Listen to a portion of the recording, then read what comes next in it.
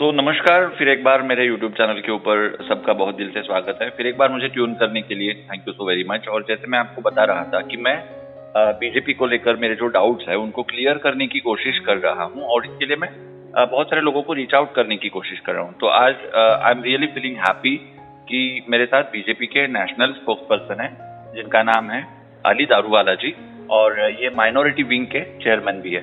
So sir, I am feeling grateful कि आपने मुझे समय दिया। Thank you so very much for that. Good evening. Welcome, Mr. Kulkarni. I'd like to clarify. I'm Ali Daruwala. Maharashtra मेरा domain है। महाराष्ट्र से मैं प्रवक्ता हूँ और जो माइनॉरिटी कमीशन ऑफ इंडिया है उसके ऊपर मैं राष्ट्रीय सलाहकार, national adviser to the chairman of minority affairs new Delhi, ये कैपेसिटी में मैं काम करता हूँ। And I will be glad to address the audience and जो भी आप लोग की शंका है आपका निवारण करने का मैं पूरा कोशिश करूंगा। Thanks a lot.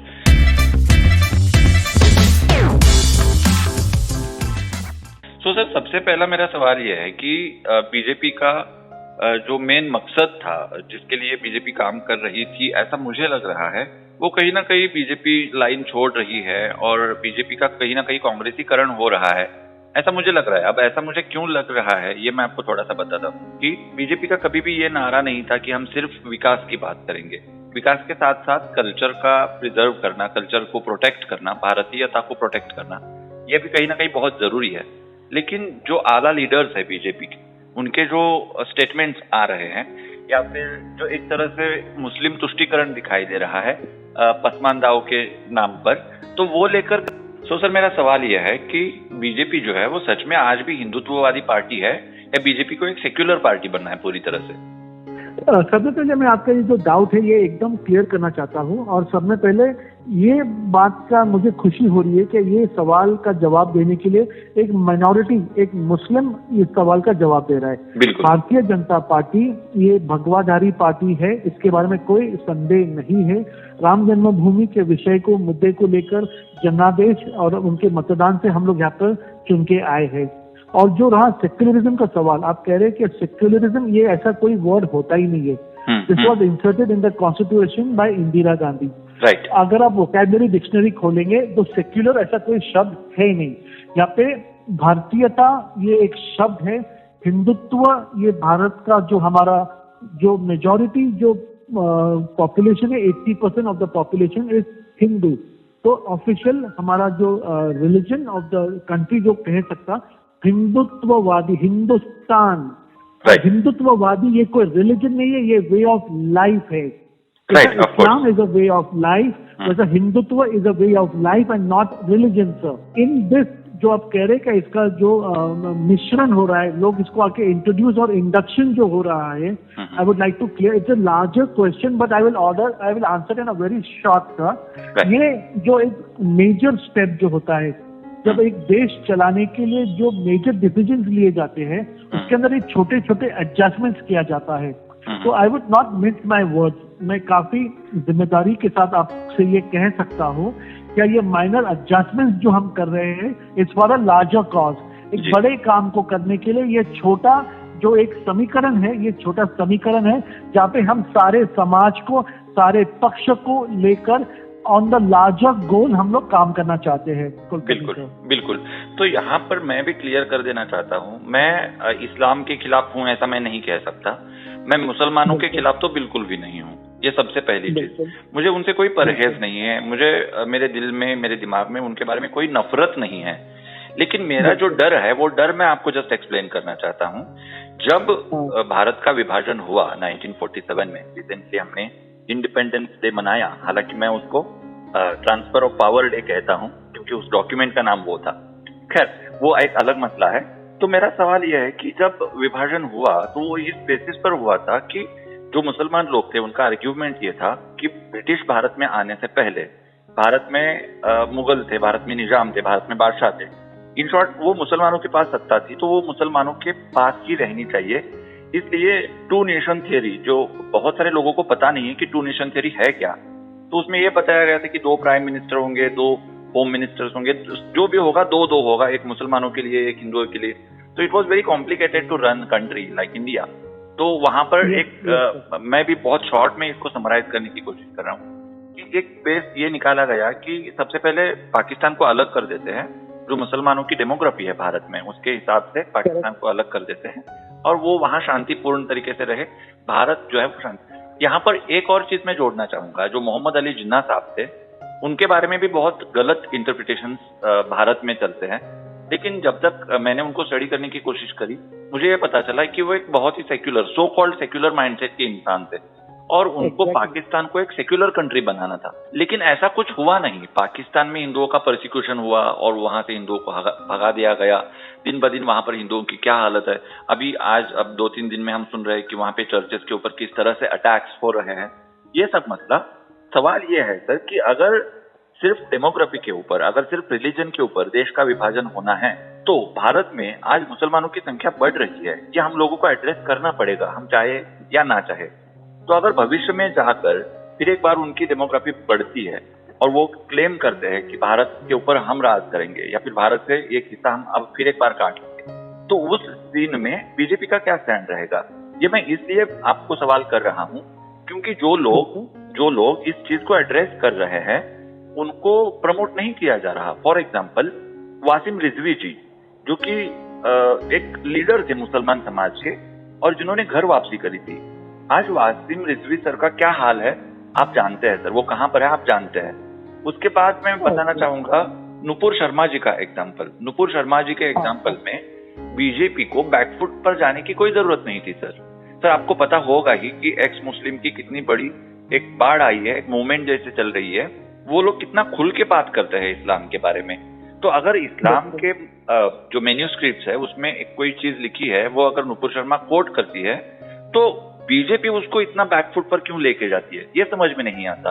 Number 3 recently I am sorry sir, मैं थोड़ा सा क्लैरिटी मिली। You can go on, sir, because minority Islam is my domain, is my subject, and I'll be more than happy to reply back. तो हाल ही में मोदी जी ने कहा कि आप जो एनडीए के एमपीज थे उनकी एक मीटिंग में उन्होंने कहा था कि आप मतलब एमपीज जो है तो वो मुसलमानों के पास जाए और उनको कहे कि आप हमें राखी बांधे।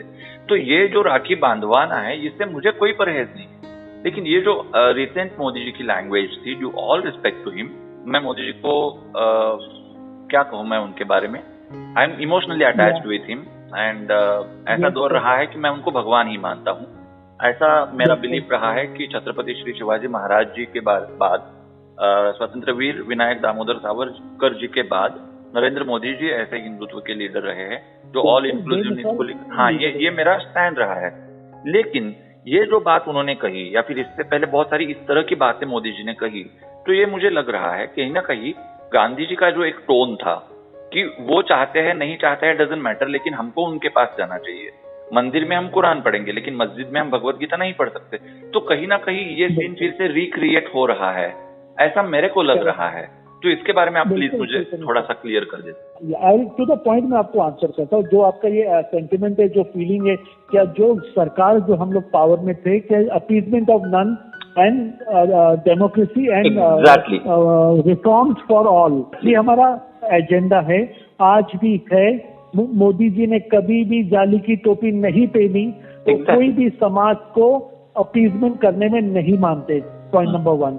ये कहते हुए इसको मैं सपोर्ट इस तरीके से करूंगा सर, क्योंकि जो भी स्कीम्स रोल आउट हुए हैं वो कोई भी समाज केंद्रित रूल्स और रेगुलेशंस नहीं है। अगर पानी नल से निकला है तो मुसलमान और हिंदू के घर में गया, अगर बिजली गई है तो उसके अंदर वो उसने कोई जात पात पूछ के घर में रोशनी नहीं लाई सर। तो मोदी जी को ये कहना क्या वो आज बैकफुट के ऊपर है, ये एकदम गलत रहेगा। क्योंकि जितने भी 33 फ्लैगशिप प्रोग्राम्स है वो it is for each and every Indian citizen. देश के जो सब में छोटा नागरिक हो उसकी जात पूछ के ये स्कीम्स का लाभ नहीं दे गया। जन धन योजना के अंदर हिंदू मुस्लिम सारे समाज के लोगों को डायरेक्ट बेनिफिट ट्रांसफर हुआ है। मैं ये बात को दावे के साथ कह सकता हूँ। जो गैस कनेक्शन दी गई, जो महिलाएं थी उसके अंदर उनकी जात पूछ के उनके सिलेंडर नहीं दे गया सर। ये एक नोशन है सर, ये नोशन आपके और मेरे दिमाग में एक टूल किट की तरह से कोई फिक्स लोग काम कर रहे हैं सर। ये कहना, ये पोर्ट्रे करना क्या BJP is becoming Muslim friendly, no, it is not becoming Muslim friendly, it is becoming citizen friendly. ये सरकार ने कोई भी समाज को ना नजीक किया, ना किसी को दूर किया। मैं आपसे ये बात आपके माध्यम से स्पष्ट करना चाहता हूँ, भारत के अंदर 22 करोड़ मुसलमान हैं और यहाँ पे कोई भी मुसलमान असुरक्षित महसूस नहीं करता। यहाँ पे हिंदू और मुस्लिम जो गंगा जमुनी तहजीब है, ये राजकारणियों में दी हुई यहाँ पर परंपरा नहीं है सर। ये आपस में रहते हैं। गणपति विसर्जन में मैं खुद जाता हूँ और मुसलमान के घरों में ईद का शीरकुरमा पीने के लिए साल साल भर हिंदू इंतजार करते हैं सर। इसके अंदर ये दुष्टीकरण लाना, ये इसको बोलते हैं ना फूड फॉर थॉट, क्या यहाँ पर अगर कोई भी कांग्रेसी टूल किट या देशद्रोही नक्सलवादी लोग ये बराबर एक एजेंडा को फॉरेन फंडिंग के माध्यम से इसको सोशल मीडिया से इसको वो लोग स्प्रेड कर रहे।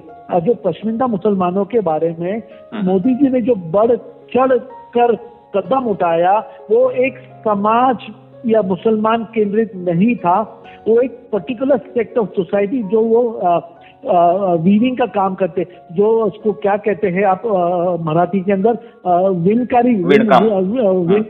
विणकारी समाज था, तो बहुत बिछड़ा समाज था। तो माननीय इंद्रेश कुमार जो मुस्लिम राष्ट्रीय मंच के अध्यक्ष है, उनके जरिए से पश्चिमिंदा मुसलमानों तो पहुंचो, उनको मेन प्रवाह में लाओ, उनका जो दुर्बल है, जो फाइनेंशियली बैकवर्ड है, उनको आप ऊपर लाओ, ना कि मुसलमानों को ऊपर लाओ। ये समाज, ये जो विनकारी, ये जो खत्म होते जा रहा है, ये कला खत्म नहीं होना चाहिए। पश्चिमिंदा लोगों को सपोर्ट करो। जो लखनऊ के अंदर एक छोटी से गांव में ये लोग रहते हैं, वो हिसाब से उसको वापस गलत तरीके से ये टूल किट ने मिस इंटरप्रेट किया। ये आप देखेंगे सर, ये टूल किट जो काम कर रहा है, ये कहाँ से शुरू हुआ? पंजाब में जाकर, कनाडा से। आप इसका अगर ट्रेस देखेंगे, माननीय external affairs minister is working very seriously on this. और बहुत जल्दी sir, it is going to be to infant, बहुत ही अर्ली स्टेज के ऊपर मैं यहाँ पर नहीं कह सकता। वी आर वर्किंग एंड हम लोग इसके रूट कॉज तक पहुंच के ये जो नफरत फैलाने का काम किया जा रहा है, ये बहुत जल्दी एक्सपोज होएगा सर। बिल्कुल सर। तो यहाँ पर आपने कहा कि जो स्कीम दिए जा रहे हैं वो सबके लिए दिए जा रहे हैं, ऐसा नहीं है कि कोई हिंदू है कोई मुसलमान है ये देख के हम स्कीम नहीं देते। यहाँ पर मैं आपको दो चीजें याद दिलाना चाहूंगा। एक रिसेंटली, मतलब लास्ट मंथ की बात जो हुई, तो उस लास्ट मंथ की बात में मोदी जी ने पर्टिकुलरली जो हज के लिए महिलाएं जाती है, मुस्लिम महिलाएं जाती है, उसका जिक्र किया। और कहीं ना कहीं हज की एक जो पॉलिसी रही है उसमें रिफॉर्म लाने के लिए मोदी जी ने हो या फिर बीजेपी गवर्नमेंट ने हो कोशिश करी है। तो इसका मतलब ये हो गया कि डायरेक्टली एक कम्युनिटी को सपोर्ट करने के लिए ये बात हुई थी।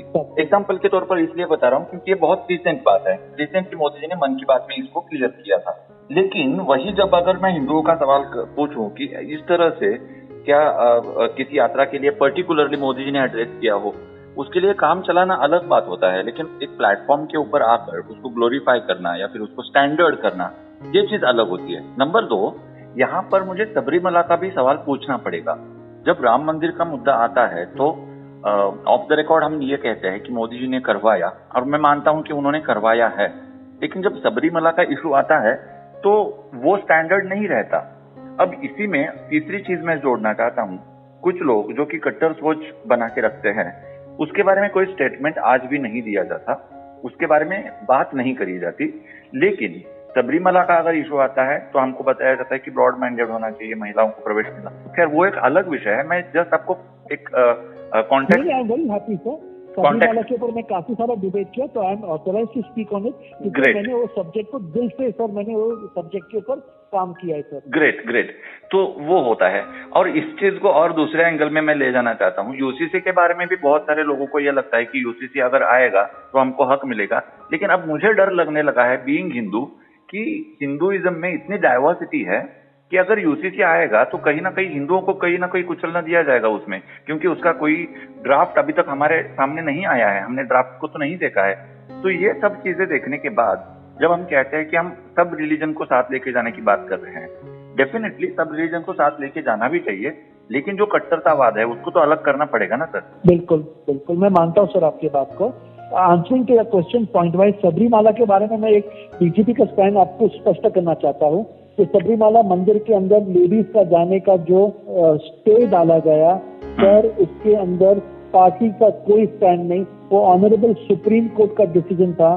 जस्टिस रोहिंटन नरीमन का जजमेंट है इसके ऊपर, it is on record, you can be bring it up and आप ये लोगों के सामने आप स्पष्ट कर सकते। टेम्पल ट्रस्ट इसके खिलाफ था, सुप्रीम कोर्ट ने इंटरवीन करके लेडीज को वहां पर इन द पर्टिकुलर पीरियड, एक जो वक्त होता है उसके अंदर जाने से जो रोका गया था, वो जाने को अलाउ करो।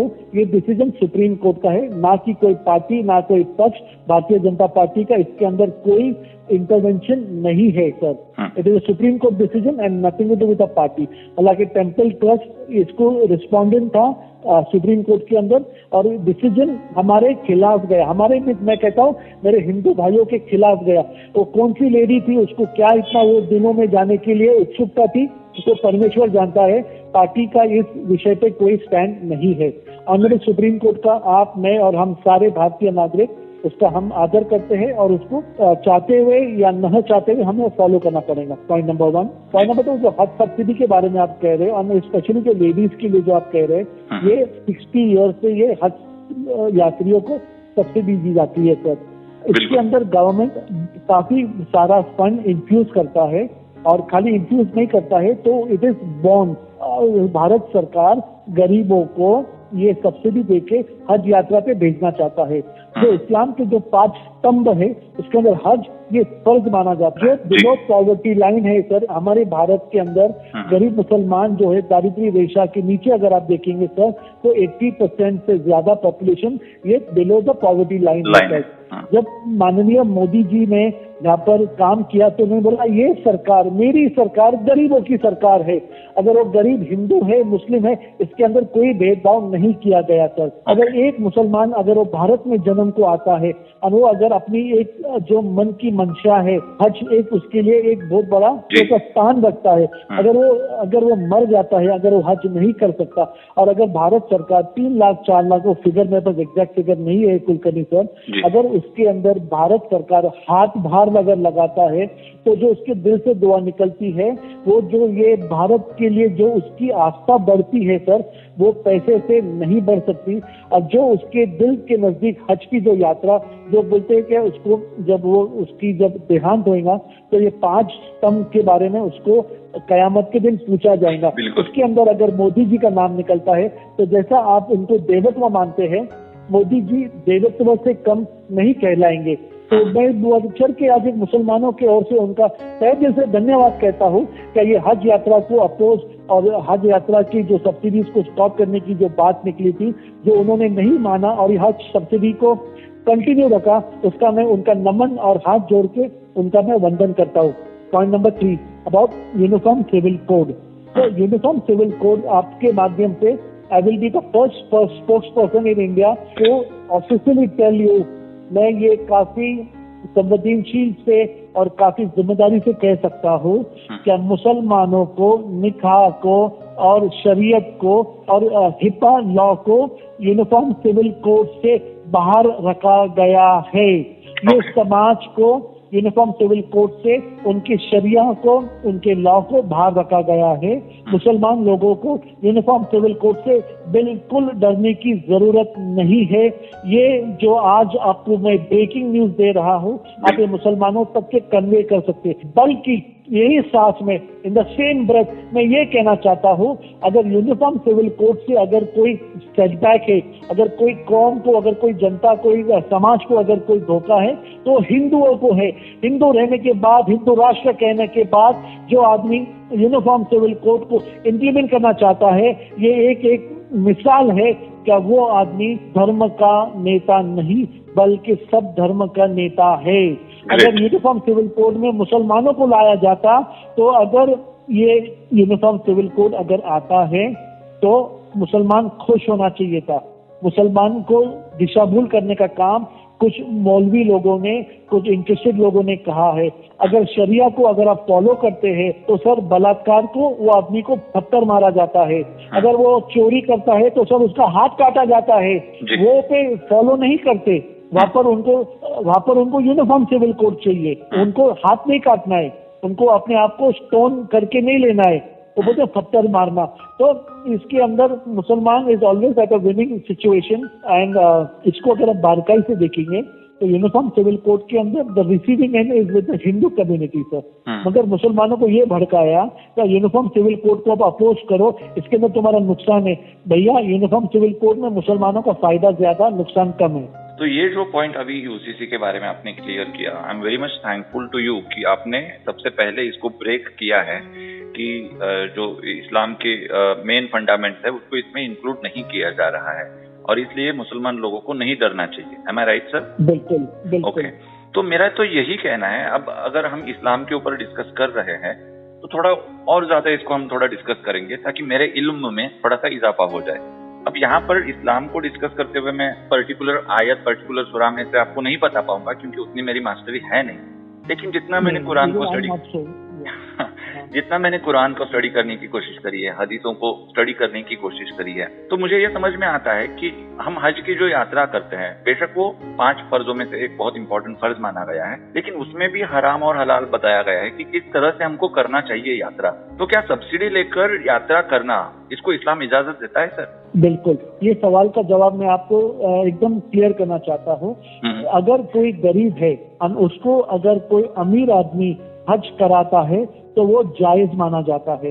इसके अंदर सब्सिडी तो छोड़ो सर, अगर आज मेरे में ताकत है, अगर मेरे पास पैसा है, तो मैं अगर हज को नहीं जा सकता तो मैं मेरे एवज में एक गरीब इंसान को भेज सकता हूँ जिसकी जाने की हैसियत नहीं है। ये तो हो गया फिजिकल हैंडीकैप अगर मैं हूँ तो। सेकेंडली, अगर मेरे पास औकात है, मेरे पास पैसे है, मेरे पास सलाहियत है, तो मैं मेरे साथ में वो इंसान को लेके जा सकता हूँ। कि अगर कोई श्रीमंत व्यक्ति, भले वो कोई भी जाति हो का हो, कोई भी समाज का हो, अगर वो उसको स्पॉन्सर करता है तो उसकी नेकी, उसके पुण्य उसके नाम पे लिखा जाता है। और ऐसा व्यक्ति जो ऐसे पैसे से हज पे जाता है उसका हज अल्लाह सुब्हानहू तआला कबूल करते हैं। ओके, ये एक नंबर हो गया। अब दूसरा और थोड़ा इस्लाम के बारे में डिस्कस करते हैं, फिर एक बार हम संविधान या फिर हमारा जो मेन टॉपिक है आज का, इस्लाम पे ज्यादा हो रहा है, नहीं थोड़ा सा और थोड़ा ज्यादा कर देते हैं। अब यहाँ पर मुझे जो परहेज है वो परहेज मैं आपको बताना चाहता हूँ। देखिए, कोई भी मुसलमान बुरा नहीं है, ये मैं मानता हूँ। मुसलमान बुरा कब होता है? जब उसको भड़काया जाता है। जैसे अभी आपने कहा कुछ मौलाना इस तरह का काम करते हैं कि वो मुसलमानों को भड़काने का काम करते हैं। अब मुसलमानों को भड़काने का काम जो होता है वो मौलाना अपने खुद के इल्म से तो नहीं करते, वो वही डॉक्यूमेंट प्रेजेंट करते हैं जो डॉक्यूमेंट ऑलरेडी इस्लाम में एग्जिस्ट करता है, जैसे कि कुरान एंड हदीस। और यहाँ पर जो दारुल हरब का कंसेप्ट आता है, जो दारुल इस्लाम का कंसेप्ट आता है, उसको अगर वो एम्पलीफाई करेंगे तो कोई मुसलमान देशभक्त कैसे हो सकता है? क्योंकि जब तक पूरे पृथ्वी के ऊपर इस्लाम की हुकूमत नहीं आती तब तक कयामत नहीं आएगी, और कयामत नहीं आएगी तो कयामत के लिए तो हमको प्रयास करना चाहिए, नंबर 1। नंबर 2, इस चीज को रोकने के लिए जो काम कर रहे हैं, जैसे वासिम रिजवी साहब का एग्जांपल मैंने आपको दे दिया, तो इसलिए मुसलमानों के इल्म में सही से इजाफा हो, ऐसा नहीं कि उनके दिमाग में कट्टरता भरी जाए। इसके लिए जो लोग अभी शासन में हैं उनको ये प्रयास करने चाहिए कि इस तरह के जो लोग हैं जो समाज में एक सही मैसेज देने की कोशिश कर रहे हैं उनको हम थोड़ा प्रमोट करें। लेकिन समाज में हम क्या देख रहे हैं सर, जो ओवैसी साहब के ब्रदर थे, उन्होंने जो कंट्रोवर्शियल स्पीच दी थी वो हर किसी के मोबाइल में 2014 से वायरल हो चुकी थी, लेकिन फिर भी उनको बेगुनाह साबित कर दिया। ऑफ कोर्स ये जुडिशरी का मामला है, लेकिन जुडिशरी ही अगर हमारे वासिम रिजवी साहब को सजा दे रही है, उनको तकलीफ दे रही है, तो इसको मैं किस तरह से मैं इस चीज को एक्सेप्ट करूं, ऐसा आपको लगता है? कुलकर्णी साहब, सबसे पहले जो आपने गजवाई हिंद का जो फंडामेंटल बताया उसका किधर भी उल्लेख कुरान में नहीं है, ये मैं आपको क्लियर करना चाहता हूँ। हदीस ये एक इंटरप्रिटेशन ऑफ कुरान है, ना कि कुरान है सर। हदीस को लिखने वाले, मानने वाले 70 फिरके हैं सर। 70 फिरकों का 70 रुख है, 70 उनके ओपिनियंस है, ना कि कुरान के अंदर गजवाई हिंद का किधर भी उल्लेख आया है। जो आपने बोला है कि कयामत नहीं आएंगी जब तक इस्लाम, ये कुरान में इसका किधर भी जिक्र नहीं है, ये मैं आपके माध्यम से क्लियर करना चाहता हूँ। गजवाई हिंद जो है वो एक थियरी कही जा सकती है, जैसे डार्विन की थियरी मानी जाती है, वैसे गजवाई हिंद ये एक थियरी है started by some ruler and not by any religious priest और एनी religious खलीफा, ये मैं क्लियर करना चाहता हूँ sir, and I am not mentioning with my words. Coming back to Nupur Sharma sir, last time वो पॉइंट रह गया बोलने का. उसने जो रसूल सल्लल्लाहु अलैहि वसल्लम के ऊपर कहा था, उसने कहा था क्या हुजूर did some act which I'm not sure, मैंने वो सुना नहीं, वो सोशल मीडिया से हटाया गया है, but I will tell you one thing, जो भी हमारे हुजूर ने जो जो वक्त पे जो जो किस्से और जो जो एक्ट किया था, वो वक्त पे लोगों को एक मैसेज जाने के लिए, लोगों को समझने के लिए किया था, ना कि उन्होंने कोई भी काम बगैर सोचे समझे हमारे हुजूर ने कभी भी नहीं कहा और किया. और हमारे लिए जो हमारे हुजूर ने किया वो is the way of life. Point number 1, yes time has changed, countries have changed and laws have changed. और इसके अंदर कुरान के अंदर मैं आपको सेम लेंथ एंड ब्रेथ और सेम श्वास में मैं ये भी कहना चाहता हूँ, जो देश में आप रहते हो उसके झंडे को आप सलाम करो, उसके माटी का आप वंदन करो और उसके साथ वफादारी से रहो, ऐसे हमारे हुजूर ने आखिरी स्पीच में कहा था. और इसके साथ में जब मैं अगर हुजूर की कोई बात मानता हूँ तो मैंने इसकी उसकी सुनने की जरूरत नहीं है. नुपुर शर्मा ने जो कहा था वो एक्सट्रैक्ट था, उसने वो पूरा सब्जेक्ट को स्टडी करना था, मगर at the same time she did not do it. And मुसलमानों ने भी अपना दिल बड़ा किया, भारतीय जनता पार्टी में बैकफुट नहीं लिया. उन्होंने कहा उसने ये टॉपिक पे इसके ऊपर उसको इल्म कम है, वो इल्म की कमी के वजह से उसने ये स्टेटमेंट पास किया. बेशक बीजेपी का प्रवक्ता ये कोई be all and and all of party नहीं है. मिस्टेक उनसे भी हुई है, मिस्टेक मेरे से भी हो सकती है. ये मेरा जाति तौर पे ये मेरा समझना है, मेरा इंटरप्रिटेशन है. अगर एक ही बात अगर एक आदमी समझता तो 70 फिरके नहीं होती. 70 लोगों ने हर एक एक्सट्रैक्ट को अपने तरीके से लिया करके आज 70 फिरके है सर. तो coming back to what Muslims are doing, जो उन्हें बहकाने का काम अगर कोई इमाम करता है तो वो इमाम उसकी सोच से करता है. आज लिखना पढ़ना हर किसी को आता है, सभी के हाथ में मोबाइल है, गूगल है, यूट्यूब है. अगर उसे कोई बात नहीं समझती, आप डायरेक्टली यूट्यूब को आप सब्सक्राइब करिए, कुरान की इंटरप्रिटेशन, हर आयत की इंटरप्रिटेशन विद ट्रांसलेशन, आप जो समाज जो जाति में आप सुनना चाहते हैं उसमें आपको मिलेगा. आपको आज कोई इमाम का सुन के भड़कीले भाषण में जाने की कोई आवश्यकता नहीं है. यहाँ पर बहुत अच्छी बात आपने कही. मैं बार बार बहुत दिल से आपको धन्यवाद कहना चाहता हूँ कि आप इतने पेशेंस के साथ मेरे सवालों का जवाब दे रहे हैं. लेकिन सर यही बात है कि ये जो लिटरेसी आनी चाहिए समाज में, इस लिटरेसी को लाने के लिए जो पोषक वातावरण होना चाहिए वो पोषक वातावरण नहीं है. अब आपने कहा कि नुपुर शर्मा जी का जो बयान था वो थोड़ा सा गलत था क्योंकि उन्होंने ठीक से स्टडी नहीं किया. लेकिन मेरे नॉलेज, हाँ लैक ऑफ नॉलेज कह सकते हैं. लेकिन मेरे पास इस तरह की इंफॉर्मेशन है कि नुपुर शर्मा जी का जो बयान, वो जो कंट्रोवर्सी हुई, उसके बाद बहुत सारी मोमिनाएं ऐसी थी कि वो जानने की कोशिश कर रही थी कि यार सच में इस तरह से हुआ था, और ये किनसे वो वेरीफाई कर रही थी. एक तो जो डॉक्यूमेंट है, जैसे आपने कहा डिजिटल फॉर्मेट में जो डॉक्यूमेंट्स है, और उसके बाद उनके जो धर्म गुरु है, इस्लामिक स्कॉलर्स है, उनसे. और ये जानने के बाद कई सारी मोमिनाओं ने इस्लाम छोड़कर वो एक्स मुस्लिम बन चुकी है आज की डेट में. और अगर ऐसा हुआ है तो नुपुर शर्मा जी को गिल्टी महसूस करवाना ये कितना सही है. और एट द सेम टाइम जैसे उन्होंने कहा था वो गलत है, ऐसा आज हम कहते हैं स्टैंडर्डली. लेकिन जो उनके साथ डिबेट में थे, उन्होंने महादेव के बारे में जो कहा, उन्होंने ईश्वर के बारे में जो कहा, तो उसके बारे में कोई एक्शन नहीं हुई. वो आज बिल्कुल खुले आसमान में घूम रहे हैं. लेकिन नुपुर शर्मा कहाँ पर है? अगर मुझे उनका इंटरव्यू भी लेना है तो मुझे पता नहीं कि वो कहाँ पर है. उनको इस तरह से गायब कर दिया गया. तो इस तरह से जब हम उसको गिल्टी मनवाते हैं तो एक कॉन्फिडेंस बढ़ जाता है कट्टर सोच रखने वालों में कि हमारी बात चिल्ला के, हमारी बात, हमारा पावर दिखा के हम गवर्नमेंट को मनवा सकते हैं. और इसलिए यही मेरा ब्लेम रहा है बीजेपी के ऊपर कि बीजेपी कहीं ना कहीं मुस्लिम फ्रेंडली बनना तो छोड़ दीजिए, वो अपीसमेंट कर रही है, वो तुष्टीकरण कर रही है. तो एक बात आपके माध्यम से ये क्लियर करना चाहता हूँ, जो लोगों ने महादेव के बारे में कहा था वो खुलेआम घूम रहे, ये तो ब्यूटी है सर हिंदुत्व की. यहाँ पर जो सर, लेकिन उनके ऊपर कोई कार्रवाई नहीं होनी चाहिए कानून. तो बिल्कुल किसी के बारे में किसी को भी ब्लेमिश करना, उन्हीं के बारे में कोई ऐसे कंट्रोवर्शियल स्टेटमेंट देना, ये बिल्कुल गलत है. मगर इसके अंदर कोई बढ़ चढ़ के अगर कोई कंप्लेन करता है तो उसका कॉग्निजेंस लिया जाता है। मगर हिंदू धर्म जो है सर, जो वे ऑफ लाइफ है, इसके अंदर कोई भी उठ के जिसको फ्रीडम दिया गया है वो चाहे उसको माने, चाहे उसको पूछे, जिसको जो चीज से आनंद मिलता है वो उस चीज को पूछ सकता है।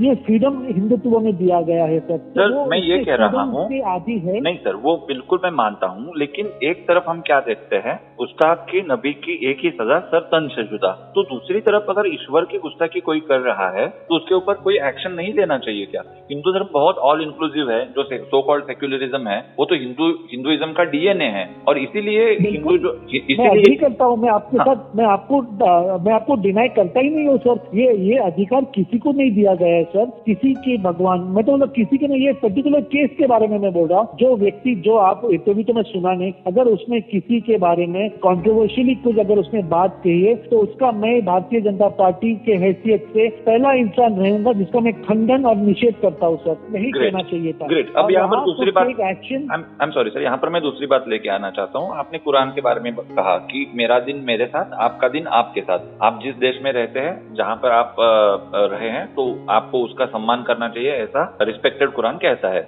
लेकिन यहाँ पर जितना मैंने कुरान की स्टडी करने की कोशिश करी है, अगर मैं गलत हूँ तो प्लीज मुझे please. You are very right, you have given a very valid thing. मेरा दिन मेरे साथ, तेरा दिन तेरे साथ। लेकिन जब मैं कुरान को देखता हूँ तो कुरान की दो वर्जन हमको देखनी पड़ेंगी। एक रेवोल्यूशनरी वे ऑफ कुरान जो कि स्टैंडर्ड जो आया था ऊपर से, और दूसरा वो जिसको बाद में कंपाइल किया गया। अब ये कंपाइल करने के बाद हमको कुरान को दो चीजों में डिवाइड करना पड़ेगा, एक मक्का वाला कुरान और दूसरा मदनी कुरान। मदनी कुरान। तो इस्लाम का फंडामेंटल ही ये है कि जहां पर आप माइनॉरिटी में हैं, आप शांत रहो, आप सब लोगों के साथ घुल मिल के रहो। जैसे ही आपकी डेमोग्राफी बढ़ जाती है, आप 50-50 के या फिर 40% के आसपास आ जाते हो, आप दावत देने लगो, आप उसको प्रमोट करने लगो। और जब आप थोड़े बढ़ जाते हो, 50% या 51 भी हो जाते हो, तो जिहाद स्टार्ट हो जाता है।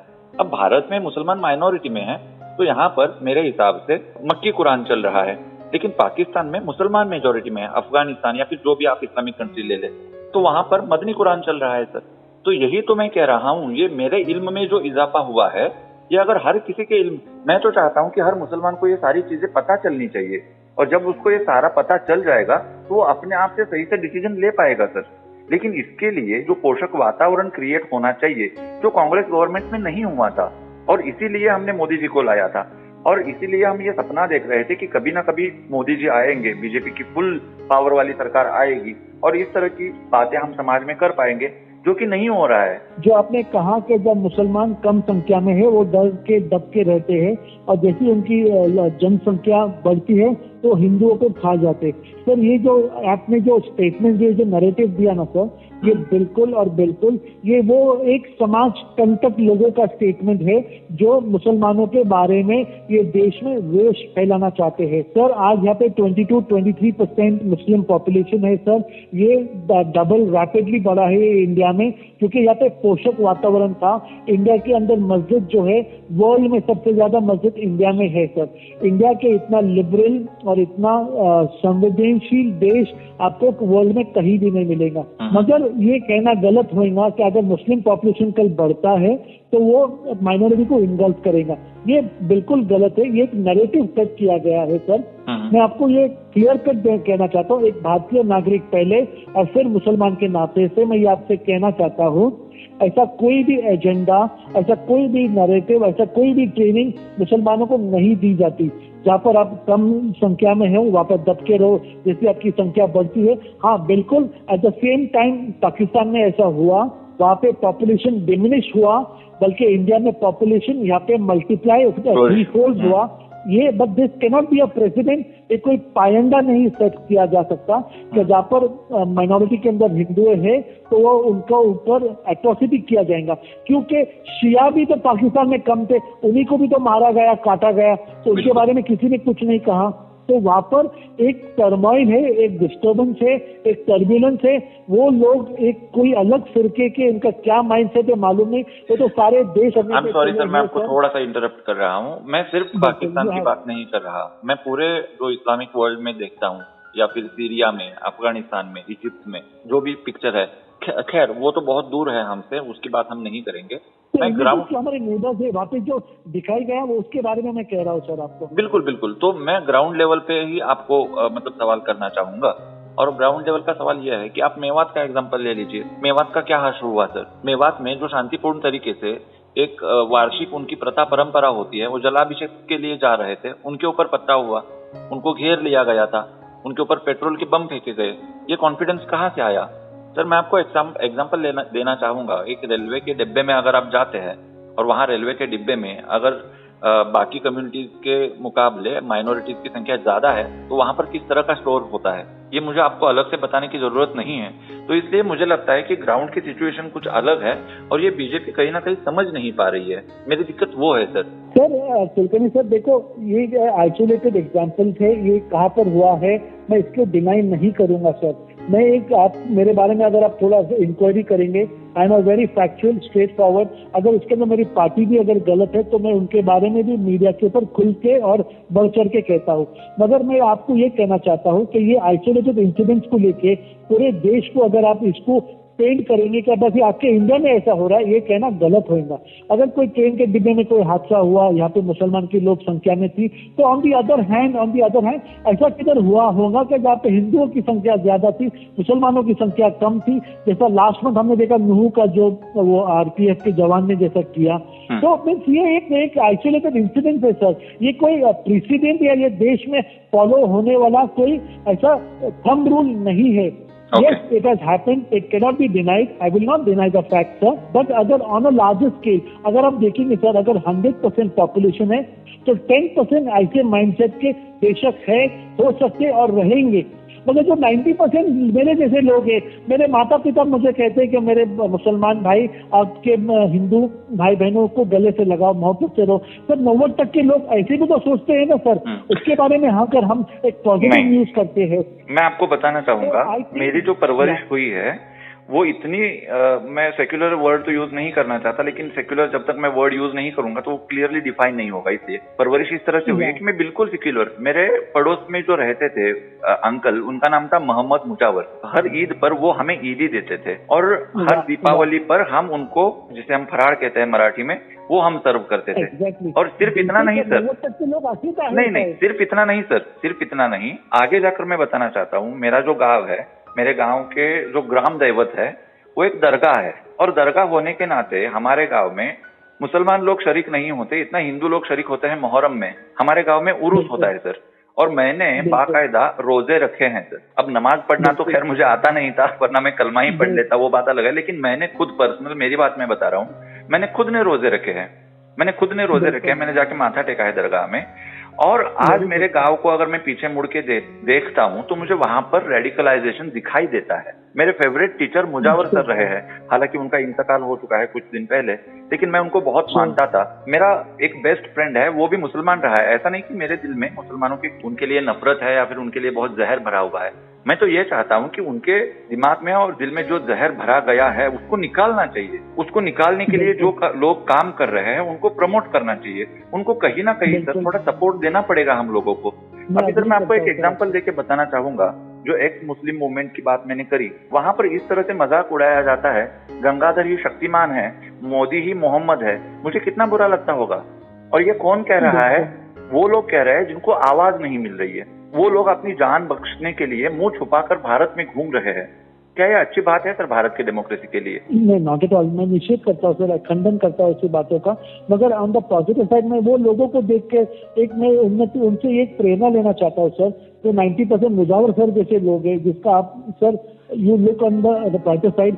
मगर मैं आपसे एक सवाल ये पूछना चाहता हूँ सर, आप आज कुलकर्णी सर 9 साल में इतना बढ़ चढ़ के आप इतने सवाल पूछ रहे हो सर। 7 साल पहले क्या हुआ था? हाँ, मैं बताता हूँ सर। ग्रेट सर, मुझे बहुत आज मोदी जी आने से, योगी जी आने से आज लोग ये सवाल पूछना शुरू किए सर। नहीं 7 साल पहले क्यों नहीं पूछा आपने? बताता हूँ सर। मैं ये सवाल आपने किया इसलिए मैं आपको धन्यवाद कहना चाहूंगा। ये सवाल हम डे 1 से कर रहे हैं। जब से मैंने स्टडी करने की कोशिश करी तब से मैं ये सवाल कर रहा हूँ। लेकिन बैन कर दिया सर, आपने सवाल पूछा तो आरएसएस को बैन कर दिया, उठा के जेल में डाला। तो आज आप बढ़ चढ़ के सवाल कर रहे हैं क्योंकि आज आपको कहा ना कहा किरण, एक आशा की किरण नजर आ रही है, एक डेमोक्रेसी बन सकती जाके अंदर ये हिंदू मुस्लिम साथ में प्यार मोहब्बत से रह सकते। अगर हम ऐसे छोटे छोटे केसेस को बार बार उठा के लाएंगे और इतने बड़े आपके माध्यम से लोगों के सामने इसको हाईलाइट करेंगे, सर वापस वही होएगा जो 60 साल कांग्रेस ने किया। सर मैं आपसे हाथ जोड़ के विनती करता हूँ सर, मैं मानता हूँ, मैं ये डिनाई नहीं करता कि ऐसे केसेस हो रहे, ऐसे लोग हैं। एजुकेशन नेक्स्ट 15-20 इयर्स के अंदर ये भी चेंज होएगा, मिरेकल नहीं होएगा। लोगों की अपेक्षा हमारी भारतीय जनता पार्टी से बहुत ज्यादा है और ये जो लोग 60 साल तक दब कर रहे, आज वो खुल के सवाल पूछ रहे, मोदी जी यहाँ पे रेडिकलिज्म कब खत्म होएगा? भारत देश हिंदू राष्ट्र कहलाएगा जहाँ पे मुसलमान और हिंदू दोनों प्राइड और प्रेजुडिस नहीं करते हुए मोहब्बत से रहेंगे। ये भारत बनाने का सपना है सर। के 5 ट्रिलियन इकोनॉमी तो हो गई, वक्त के पहले हो गई सर। या फिर पर कैपिटा इनकम के बारे में तुम्हारे बात भी नहीं करेंगे सर, हमने ऑलरेडी इसको सरपास कर दिया। आज ये जो छोटी छोटी बातें हैं जिससे लोगों के मन दिल दुखते हैं, दूर दराज गाँव में ऐसी चीज होती है मैं मानता हूँ, मगर आप दूसरा डेमोग्राफी देखो सर। आज दरगाहों के ऊपर 50% अगर मुस्लिम है तो सर 50% हिंदू भी जा रहे, जहाँ पे पॉजिटिवली हिंदू मुसलमान यहाँ पे दिवाली और ईद को मना रहे हैं sir. Let us forecast on the positivity and not on the negativity. Kulkarni sir मैं बिल्कुल मानता हूँ ऐसे केसेस है, हुए हैं, मेरे सामने हुए, रोज होता है सर। मगर मैं कहता हूँ आज मैं मुसलमान रहने के बावजूद जब मैं आरएसएस के संग में जाता हूँ वो मुझे सर प्यार से गले लगाते। मैंने यहाँ पर कोई सर ऐसा भेदभाव देखा ही नहीं। हिंदू जब इतना बढ़ चढ़ के हो रहा है, जब ये मुसलमान देखेगा, मैं बोल रहा हूँ ये 10% भी जो दुश्मन बचे हैं, मैं दुश्मन कहता हूँ sir, I am not mixing with my words, ये मुसलमान नहीं कहला सकते, ये देश के दुश्मन है। क्योंकि अगर ये सच्ची मुसलमान है, अगर ये इस्लाम को मानते हैं तो मोहम्मद पैगंबर ने कहा था अगर वो हिंदू है तो तुम्हें और ज्यादा उससे प्यार मोहब्बत से पेश आना है, क्योंकि परवरदिगार खुदा को अपना बंदा बहुत ज्यादा प्यारा है। ना कि उसने ऐसा नहीं कहा कि मुझे मुसलमान प्यारा है या हिंदू कम प्यारा है, उसने बोला जो भी आदम की है, मेरी आदम की औलाद, मैं तुझसे बहुत प्यार करता हूँ। उन्हें ऐसा नहीं कहा कि मेरे आदम की मुसलमान औलाद में आपसे प्यार करता हूँ। लोग मिस इंटरप्रेट कर रहे, जो ये फैला रहे तो मुसलमान है ही नहीं, मैं आपको कहता हूँ। आप उसका एग्जाम्पल देना बंद करिए। Okay, all right sir. लेकिन मैं आपके सवाल का जवाब यहाँ पे देना चाहता हूँ कि 9 साल पहले मैं सवाल नहीं कर सकता था और आज मैं खुल के सवाल कर रहा हूँ और आशा की किरण। तो यही मेरा सबसे बड़ा तकलीफ का मुद्दा है कि 9 साल पहले भी मैं सवाल पूछता था लेकिन मुझे कुचल दिया जाता था। जैसे आपने कहा आरएसएस को बैन किया गया, आज अगर मैं सवाल कर रहा हूँ जैसे वासिम रिजवी जी है, उनको कुचल दिया गया और वो जो आशा की किरण मुझे दिखाई दे रही थी वो नहीं दिखाई दे रही है। ये मेरा मुद्दा है। अभी 1-2-3 सवाल मैं आपसे करूंगा और मैं कंक्लूड करूंगा सर, मैं आपका ज्यादा समय नहीं लूंगा। Done Kulkarni sir.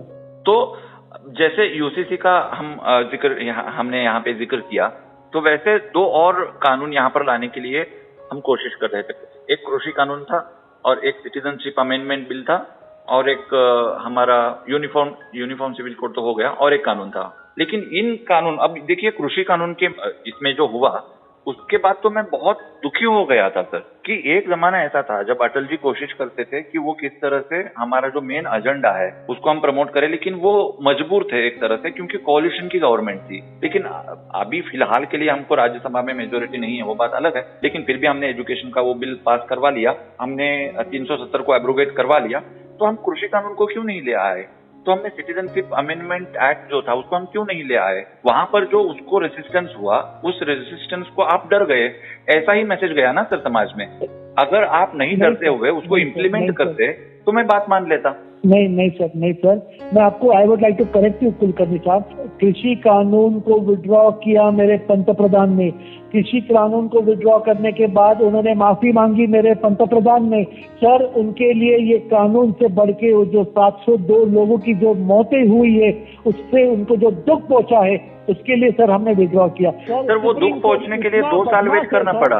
2 सालों के बाद आपको पता चला कि आपका कानून गलत है। 2 साल तक कौन सा प्रोटेस्ट मैंने ऐसा नहीं कहा, मैंने सर ऐसा नहीं कहा कि हमारा कानून गलत है, मेरा कानून सही है, मगर मेरे कानून की कीमत 702 जिंदगी नहीं है।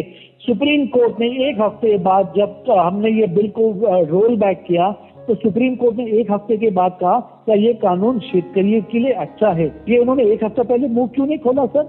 उन्होंने शू मोटो जब सबरीमाला के लिए सुप्रीम कोर्ट रात को खुल सकती है, जब यहाँ पे तिस्ता तिसलवाट के लिए संडे को कोर्ट खुल सकता है, तो एग्रीकल्चर बिल के लिए कोर्ट क्यों नहीं खुला? मैं आपसे ये सवाल पूछता हूँ। पॉइंट नंबर 3, चलो कोई बात नहीं सर, वो भी मेरे अन्नदाता है, मैं सुप्रीम कोर्ट को आदर करता हूँ सर। कृषि कानून ये देश के लिए नहीं, भारतीय जनता के लिए, नागरिकों के लिए ये बहुत अच्छा कानून है। मैंने जैसा कहा ऑन द लार्जर साइड अगर हम छोटा कॉम्प्रोमाइज करते हैं, इसका मतलब आप ध्यान में रखिए सर, अगर हम बैकफुट ले रहे तो we will come with a larger and a longer lead. Agriculture bill will come back but with a consensus and not with blood on my hand. मेरे पंतप्रधान ने अगर इसको विड्रॉ किया, ये उनकी हार नहीं बल्कि उनकी जीत है। तो जो 702 शेतकरी मरे ये एजुकेशन के दरमियान, शायद हम लोगों को कन्विंस करने में नाकाम हुए। हम वापस जाएंगे, पब्लिक को कन्विंस करेंगे और एग्रीकल्चर बिल जब सामने आएगा तो आप देखेंगे जो आपने टमाटर 200 रुपए से लिया, कांदा 150 रुपए से लिया, सर ये पैसे शेतकरी को नहीं गए, ये बिचौलिया को गए।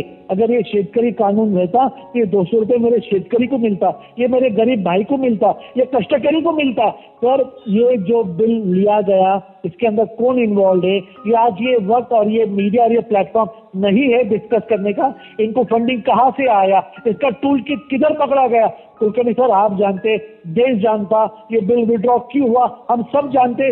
But I will come back, my prime minister is not the person who is scared of anything but at a cost, and I am not willing to even sacrifice one life. मैं आऊंगा और consensus से आऊंगा sir, और ये bill को implement करके मेरा सरकार रहेगा on the agriculture bill sir. तो यही मेरा मुद्दा था सर कि अगर कोई गलती कर रहा है तो उस गलती को समाज के सामने लेके आना चाहिए। इससे पहले वाले मेरे जो पॉडकास्ट रहे हैं उनमें मैंने यही बताने की कोशिश करी है, अगर कोई बंदा लाल किले के ऊपर जाकर, वो भी 26 जनवरी को तिरंगा हटा के नहीं, तिरंगे की जगह दूसरा झंडा लहराता है, तो उसको आप क्या सजा देते हैं? उसका जिक्र होना चाहिए, वो समाज को पता चलना चाहिए। अगर कृषि कानून में हंगामा हुआ, गलत चीजें हुई है, तो वो गलत चीजें क्या हुई है समाज को पता चलना चाहिए। अगर आप सिटीजनशिप अमेंडमेंट बिल एक्ट को पास नहीं कर पा रहे, पारित नहीं कर पा रहे, उस रेजिस्टेंस को आप कन्विंस नहीं कर पा रहे, तो वो क्यों नहीं हो रहा है वो समाज को पता चलना चाहिए। वो समाज को पता नहीं चल रहा और इसलिए मुझे सेटिस्फाइड होने में दिक्कत हो रही है। बिल्कुल कुलकर्णी साहब, मैं आपके माध्यम से ये स्पष्ट करना चाहता हूँ कि ये बिल पास क्यों नहीं हो रहे। ये बिल पास नहीं होने के पीछे केवल और केवल आप और मैं जिम्मेदार है सर। आप बोलेंगे ऐसा क्यों? कुलकर्णी सर बिल्कुल आप और मैं जिम्मेदार है सर, क्योंकि हमारे पास बहुमत नहीं है। अगर हमारे पास बहुमत रहता तो हम सर ये बिल को पास तो छोड़ो, इसको ऑन द फ्लोर हम लोग विद मेजोरिटी लेकर जाते सर। ये हम लोग नहीं कर सके। रिसेंटली नहीं कर सके, आज मेरे पास मेजोरिटी नहीं है सर, मगर जिस दिन मेरे पास मेजोरिटी आएंगी ये बिल्स को मैं पास करे से और रहने वाला नहीं हूँ, ये मैं आपको आश्वस्त करना चाहता हूँ आपके माध्यम से। Okay, no problem. आपने कहा अगर एग्रीकल्चर बिल इतना अच्छा था तो हमने उसको पास क्यों नहीं किया? सर ये एक डेमोक्रेटिक कंट्री है, यहाँ पर काम डेमोक्रेसी से किया जाता है, मतदान से और कंसेंसस से किया जाता है। अगर ये बिल मैं फ्लोर पे नहीं पास कर पाया तो इसके अंदर मेरी कमतरता है। नेक्स्ट टाइम आज के बाद अगर आप मेरा बात सुनेंगे तो अब की बार 500 पार, ये अपने बात ध्यान में रखना चाहिए सर। मैं आऊंगा, ये बिल लेकर आऊंगा और इसको पास करूंगा, मगर I will do it in a democratic way. Kulkarni sir, back to the studio. Thank you so very much sir. I am really very sorry अगर मैंने कोई गुस्ताखी करी है आपसे बात करते हुए। नहीं सर, मैं गुस्ताखी आपकी नहीं है। मैं कह रहा हूँ लोग अगर चाहते हैं, जानते हैं, वो बिल्कुल इस बात को अच्छे से पहचानते हैं इनके हित में क्या है और इनके लिए बुरा क्या है। मगर ये जो इतना बड़ा देश है, ये टुकड़ों में बटा है, इतनी छोटी छोटी रीजनल पार्टीज है जो वंशवाद को लेके मेरे पंतप्रधान बार बार कहते हैं सर, यही तो प्रॉब्लम है ना सर। याद लगता है ये पॉलिटिकल पार्टी मैं, मेरा बेटा, मेरे बेटे के बाद मेरा ग्रैंडसन चलाएगा। यहाँ पर आप देखो सर क्या चल रहा है। मैं किसी का नाम लेके ये और कंट्रोवर्सी बढ़ाना नहीं चाहता हूँ सर। 9 साल बेमिसाल, और आप एक टर्म देखिए सर, जो शिलान्यास जो यहाँ पर हमने नींव डाली है उसका उद्घाटन तो करेगा मोदी ही जी। तो सर इसको मैं अभी एंड की तरफ लेके जा रहा हूँ। वैसे मेरे दिमाग में बहुत सारे सवाल है, लेकिन आज पहले बार मैं आपके साथ रूबरू हो रहा हूँ। No, why not, sir? Why not? Yeah. I'm so happy you are having a healthy discussion. Yes. Debate के अंदर कोई ऐसा नहीं कि कोई थर्ड पार्टी वेस्टेड इंटरेस्ट या सामने कोई अलग विचारधारा का आदमी नहीं है जिसके पास अपना ही कहना है बैड लाइट में मोदी जी को और हमारे भारतीय जनता पार्टी को गाली देने के अलावा उनके पास कोई एजेंडा नहीं है, कोई नैरेटिव फैक्ट्स और फिगर्स नहीं है। तो मैं कह सकता हूँ मेरे दिल की बात, हमारी पार्टी ने अगर गलती की है तो क्यों लोगों तक ये ऐसी बातें जाती है। I can explain to you sir and I am so happy Kulkarni sir, आपके पॉडकास्ट के माध्यम से लोगों तक अगर मेरी बात पहुंच सके। एक छोटा फुट सोल्जर हूँ अली दारोला भारतीय जनता पार्टी का। अगर मैं मेरे फ्लैगशिप प्रोग्राम्स को मेरे पंतप्रधान और मेरे जो कैबिनेट मिनिस्टर काम कर रहा है अगर मैं लोगों तक पहुंचा सकूं आपके माध्यम से तो मैं आपका तहे दिल से धन्यवाद करता हूँ। तो मैं जाते जाते इस तरह से इसको कुछ समराइज करना चाहूंगा हमारे आज के बातचीत को कि कहीं ना कहीं समाज में अगर अक्षय कुलकर्णी है कौन सर? अक्षय कुलकर्णी वो है जिसने चिन्मोरे फरसान खा के मोदी जी का प्रचार किया है, उससे पहले अटल जी का प्रचार किया है, उससे पहले वो संघ के लिए काम करता था। और अगर आज उसके दिमाग में इस तरह के सवाल पैदा हो रहे हैं बिल्कुल निरपेक्ष भाव से, ऐसा नहीं है कि अक्षय कुलकर्णी ने किसी पेट्रोल पंप के लिए आवेदन किया है और उसका अप्रूवल नहीं मिला तो वो गुस्सा हो गया, ऐसा भी नहीं है कि अक्षय कुलकर्णी कोई टिकट चाहता है उसको टिकट नहीं मिला तो वो पार्टी से नाराज हो गया। मैं तो बहुत सामान्य बीजेपी का कार्यकर्ता हूँ, बीजेपी का वोटर हूँ, बीजेपी का प्रमोटर हूँ और बीजेपी का एक वॉलंटियर हूँ सर मैं। और अगर मेरे दिमाग में इस तरह के सवाल आ रहे हैं तो मेरी चर्चा का मकसद ये है कि हमारी आवाज पार्टी में आगे तक पहुंचनी चाहिए और इसके लिए थोड़ा मंथन होना चाहिए कि ऐसा क्यों हो रहा है। कभी कभी ऐसा होता है सर, जो बड़े लोग होते हैं जो बहुत जिम्मेदारी के ऊपर काम करते हैं वो सारी की सारी चीजें ग्राउंड लेवल के कार्यकर्ता को एक्सप्लेन नहीं कर सकते, मजबूरी होती है, टेक्निकल चीजें होती है, वो मैं समझ सकता हूँ। कुलकर्णी सर आपको जो वेदना हो रही है, आप बोले पार्टी ऐसा क्यों कर रही है, पार्टी बैकफुट पे क्यों जा रही है, पार्टी कहीं डाइल्यूट तो नहीं हो गई, पार्टी कहीं अपने आइडियोलॉजी से शिफ्ट तो नहीं हो गई, ऐसे ख्याल आपको आते हैं सर। आप बोलते आपने मुरमुरे खा के काम किया सर, मैंने तो गाली खा के काम किया सर। मुसलमान रह के भारतीय जनता पार्टी में 12 साल से काम करना, मैं समझ सकता तो it is sir next to नहीं, मैं आपको कह नहीं सकता सर। कुछ दिन पहले तो मेरे सबके घर वाले मेरे पे संदेह करते थे कि ये क्या हो गया, क्या घर वापसी तो नहीं होगी अली खादू अलग की। नहीं सर ऐसा नहीं हुआ, क्योंकि मैं जानता हूँ मुसलमान को भी प्रेजेंटेशन मिलना चाहिए और हमारे पास भारतीय जनता पार्टी के अलावा कोई सब्स्टिट्यूट नहीं है। Exactly. और दूसरी बात, ये आदमी जो काम कर रहा है अगर हम इसको सपोर्ट नहीं करेंगे तो हम कल हमारे बाल बच्चों को चेहरा नहीं दिखा सकते। अगर ये सत्ता कांग्रेस, अखिलेश यादव, ममता बनर्जी, नीतीश कुमार और केसीआर और डीएमके के हाथ में जाती है तो मेरे बाल बच्चे मेरे को माफ नहीं करेंगे। और मैं आपको बोलता हूँ अगर विचारधारा डाइल्यूट हो गई है, अगर आपको ऐसा लग रहा है तो you are making the biggest mistake sir. To reach larger goals, you have to shift the goal post. अगर आपने समझे, अगर आपको गोल करना है, अगर आप गोल पोस्ट को थोड़ा इधर उधर शिफ्ट करके, if you can reach your game and you can reach your name, it can be done. But at the same time, मैं काफी संभाल के आपसे बात करूंगा सर। यहाँ पर we are doing the minor adjustments for the larger good of the nation. Please Akshay sir, Kulkarni sir, जो कोई आपके माध्यम से जो ऐसा उनको लगता है क्या भारतीय जनता पार्टी और उनकी आइडियोलॉजी के अंदर कोई डाइल्यूशन आया है, ऐसा बिल्कुल नहीं हुआ है सर। हम लोग एक बात आपको स्पष्ट कहना चाहते हैं, परसों लाल किले से मेरे पंतप्रधान ने ये कहा, मैं कोई समाज का नेता, कोई सेक्ट का नेता और कोई धर्म का नेता नहीं, मैं 142 कोटि जनता का पंतप्रधान हूँ। यहाँ पे मैं जो करूंगा मेरे भारतवासियों के लिए करूंगा। उन्होंने कोई समाज का और कोई सेक्ट का नाम नहीं लिया। When my honorable Prime Minister is working in the interest of the nation and not of any particular religion. Back to the studio, Kulkarni. Thank you so much sir. बहुत ही दिल से आपने बात करी और आपने मेरी जो इमोशन थी, मेरा जो कंसर्न था उसे आपने समझ लिया, उसके लिए बहुत दिल से मैं आपको धन्यवाद कहता हूँ। लेकिन आपसे एक क्या कहेंगे एडवांस प्रॉमिस तो मैं मांग ही लूंगा, भविष्य में जब मेरे को फिर एक बार डिलेमा क्रिएट होगा या फिर किसी इशू के बारे में क्लैरिटी चाहिए होगी तो मैं फिर आपको तकलीफ दूंगा और आपको सर मुझे मेरे साथ बात करनी होगी। बिल्कुल सर, मैं प्रवक्ता हूँ, मेरा एक जॉब है सर। या सो अभी तक हमने सुन लिया अली दारूवाला जी को, जो कि बीजेपी के नेशनल स्पोक्स पर्सन है, जैसे उन्होंने बताया, और कितने पेशेंस के साथ उन्होंने सवालों के जवाब दिए, ये आप लोगों को समझना पड़ेगा। अब मैं ये जो हमारा कॉन्वर्सेशन रहा है, क्या सही है क्या गलत है, मैं बहुत जल्द से जल्द, पहले जैसे मैं मोदी जी को प्रमोट करता था, फिर जैसे मैं कहता था कि वो जो कर रहे हैं सही है, उस फॉर्म में मैं आ जाऊं, इसके लिए मैं भी ईश्वर से प्रार्थना करूंगा। And I hope I have been able to convince you कि आपने बिल्कुल यहाँ पर without any doubts Modi ji के ऊपर और भारतीय जनता पार्टी पे कोई भी शंका खड़ा नहीं करना चाहिए। Okay, so once again thank you very much sir.